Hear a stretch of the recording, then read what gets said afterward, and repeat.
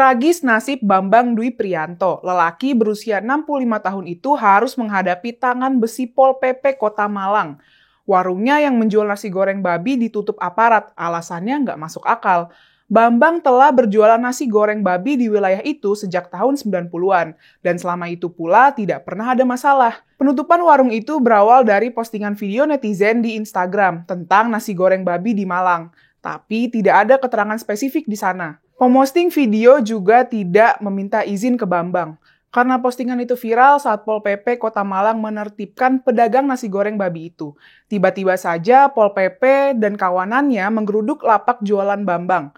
Mereka memaksa Bambang untuk menandatangani surat pernyataan. Isinya Bambang dilarang berjualan nasi goreng babi lagi di wilayah itu. Selama puluhan tahun, para pembeli sudah paham yang dijual Bambang adalah nasi goreng babi. Karena di spanduknya sudah ada keterangan nasi gorengnya yang ada kandungan B2. Istilah ini sudah dipahami secara umum untuk menggantikan penyebutan babi. Bahkan Bambang juga selalu memberitahu pembelinya bahwa nasi goreng yang dijualnya mengandung babi. Pembeli secara sadar memakan nasi goreng babi buatannya. Nasi goreng babi itu telah menghidupi Bambang dan keluarganya. Dia bisa menyekolahkan 7 anaknya hingga lulus. Dengan penutupan semena-mena oleh aparat itu, Bambang tidak tahu harus berjualan di mana. Saat Pol PP Kota Malang berdalih, Bambang telah melanggar Perda Nomor 2 Tahun 2012 tentang ketertiban umum dan lingkungan karena membuat resah masyarakat. Ini tentu argumen yang aneh dan bermasalah karena nasi goreng itu tidak menimbulkan keonaran selama puluhan tahun. Perda tersebut tidak sesuai dengan fakta bahwa yang menimbulkan keonaran bukan Bambang, tapi pengupload video itu. Yang lebih aneh lagi, Pol PP Kota Malang menindak Bambang karena tidak menjual babi di tempat khusus seperti depot atau restoran. Itu artinya pemerintah Kota Malang melindungi pengusaha besar dan menindas pengusaha kecil.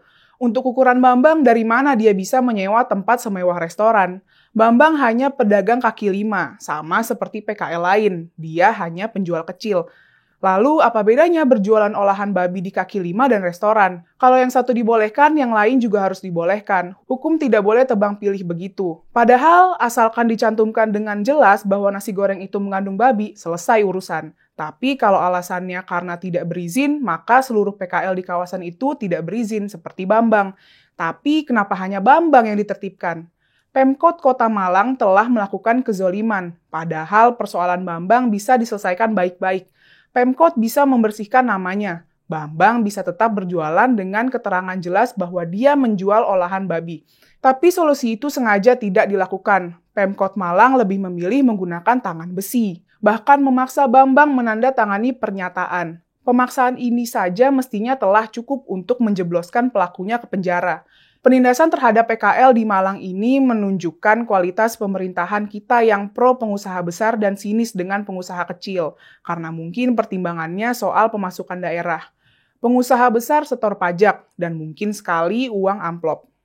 Sementara pedagang kecil paling-paling hanya setor uang keamanan. Mungkin inilah yang membuat Pemkot Malang memberikan tindakan yang berbeda. Kezoliman yang dilakukan oleh Pemkot Malang ini tidak bisa dibiarkan. Sesama rakyat kecil harus bersatu, lawan kesewenang-wenangan.